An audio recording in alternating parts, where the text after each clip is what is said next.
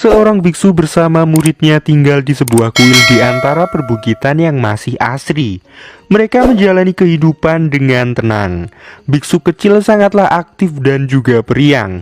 Ia kerap sekali pergi untuk mencari tanaman obat-obatan. Seperti watak bocah pada umumnya, biksu kecil memiliki rasa ingin tahu lebih yang dipadukan dengan keberaniannya. Mungkin karena sering menemukan ular di sana, biksu kecil tidak takut sama sekali dengan ular. Bukan hanya rasa ingin tahunya saja yang dominan, namun seperti anak-anak pada umumnya, ia yang melihat beberapa binatang yang hidup di sekitar kuil, timbullah rasa tertarik. Ia kemudian bertingkah usil dengan mengikat sebuah batu ke seekor ikan, katak, dan juga ular. Tingkahnya yang usil ini diam-diam dipantau oleh sang guru. Untuk mengajarkan bahwa hal tersebut adalah hal yang salah, sang guru tidak langsung memarahinya. Ia memiliki metode yang sangat bijaksana. Sewaktu biksu kecil tidur, sang guru mengikatkan batu kepada si biksu kecil, agar si biksu kecil secara langsung menyadari bagaimana nasib hewan-hewan yang telah ia siksa. Dengan ucapan tenang dan tegas, guru memberitahu kepada biksu kecil untuk menyelamatkan semua hewan yang telah ia ikat kemarin. Namun jika salah satu di antaranya ada yang mati, maka batu yang menempel di tubuh biksu kecil juga tidak akan dilepaskan. Biksu kecil pun segera melaksanakan perintah gurunya. Dengan batu yang masih berada di punggungnya, ia mencari semua hewan yang sudah ia ikat. Di dalam pencariannya, biksu kecil menemukan ikan yang ia ikat ternyata sudah dalam keadaan mati. Ia pun segera menguburnya. Ia juga menemukan seekor katak yang syukur saja dalam keadaan yang masih hidup. Kemudian ia menemukan ular yang mengalami nasib yang serupa dengan ikan. Dengan penuh penyesalan, hal ini membuat biksu kecil menangis. Ia merasakan kesedihan dan penyesalan untuk pertama kalinya. Beberapa tahun kemudian, saat musim panas tiba, kita ditunjukkan dengan biksu kecil yang sudah beranjak remaja. Ia yang berniat mencari tanaman obat-obatan tak sengaja melihat ular yang lagi bergentoy eplek-eplek. Kalau ular sih kluket-kluket. Hal ini membuatnya tertarik. Di samping itu, dari atas bukit ia melihat dua wanita yang datang menuju ke kuil. Ia pun segera menyambutnya kemudian mengantarnya kepada sang guru. Dua wanita ini adalah ibu dan anak, di mana sang ibu datang ke kuil bertujuan untuk mengobati anaknya yang sedang mengidap suatu penyakit. Ibu ini bahkan terlihat berdoa dari pagi sampai malam untuk meminta kesembuhan anaknya. Sampai pada akhirnya ibu ini pergi meninggalkan kuil tersebut dan memasrahkan anaknya kepada sang biksu. Namun di sisi lain, biksu remaja mulai mengenal apa itu yang namanya cinta. Ia sangat tertarik sekali dengan anak ibu tersebut. Ia bahkan menaruh perhatian lebih kepadanya. Suatu hari ia tak sengaja menemukan si wanita dalam keadaan tertidur.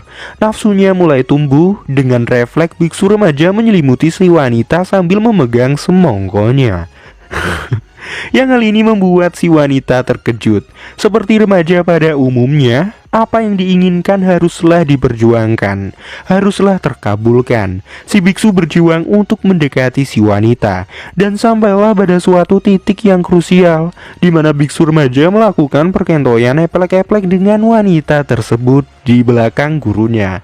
Dan ini menjadi awal mula si biksu remaja berteman dengan nafsu biologisnya. Ia dan si wanita menjadi intensif melakukan perkentoyan tanpa memperdulikan keadaan, waktu, dan juga tempat. Mereka berdua kini juga semakin romantis, ya selayaknya para muda-mudi yang dimabuk asmara. Namun sepintar-pintarnya bangkai ditutupi maka akan tercium juga. Dan ya benar, akhirnya apa yang dilakukan oleh biksu remaja dipergoki oleh gurunya.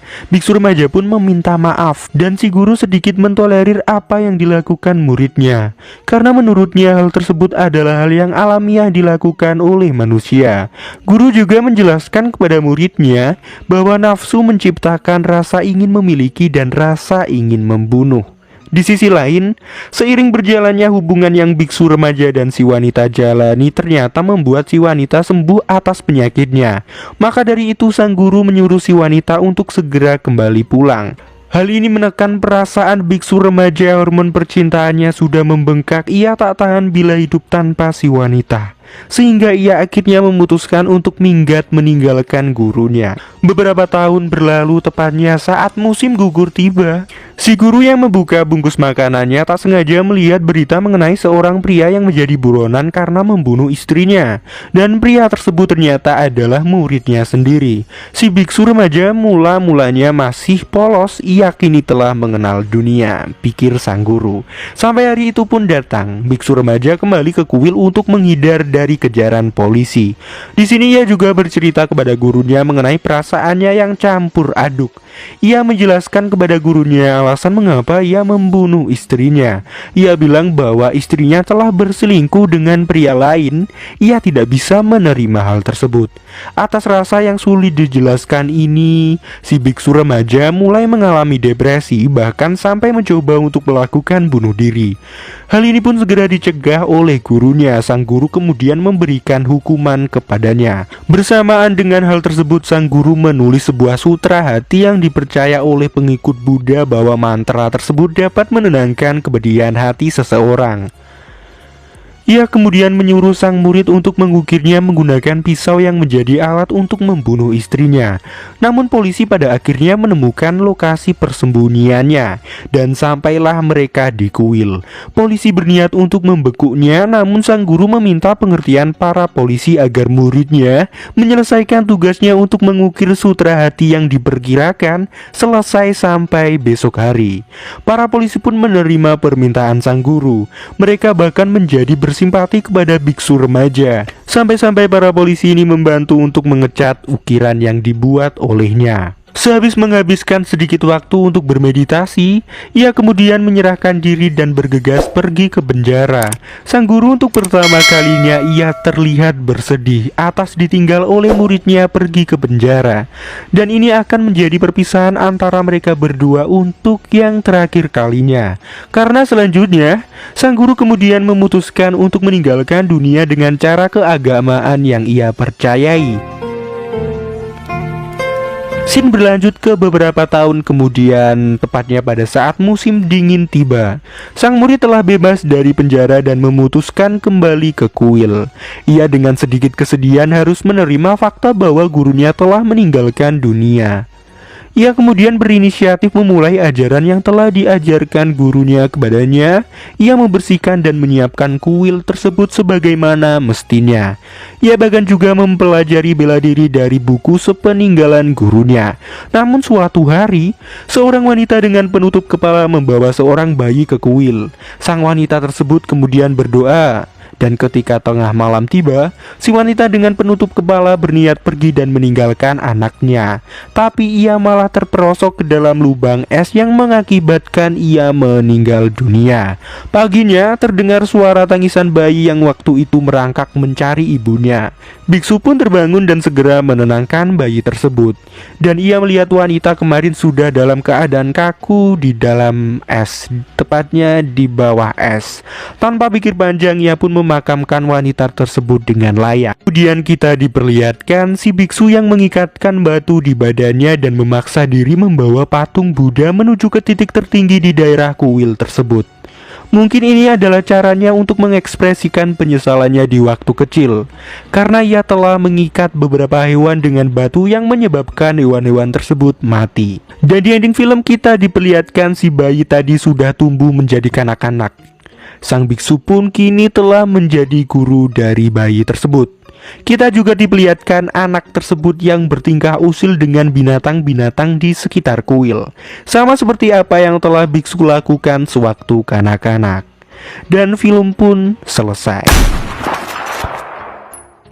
Film ini adalah film yang bersifat universal. Agama Buddha hanyalah sebagai contoh guys, sebagai penerapannya. Film ini sebenarnya tidak memihak pada agama tertentu. Film ini adalah sebuah drama tentang manusia, watak-wataknya, tahapan yang dilewatinya, hubungannya dengan sesama manusia, serta dengan alam semesta.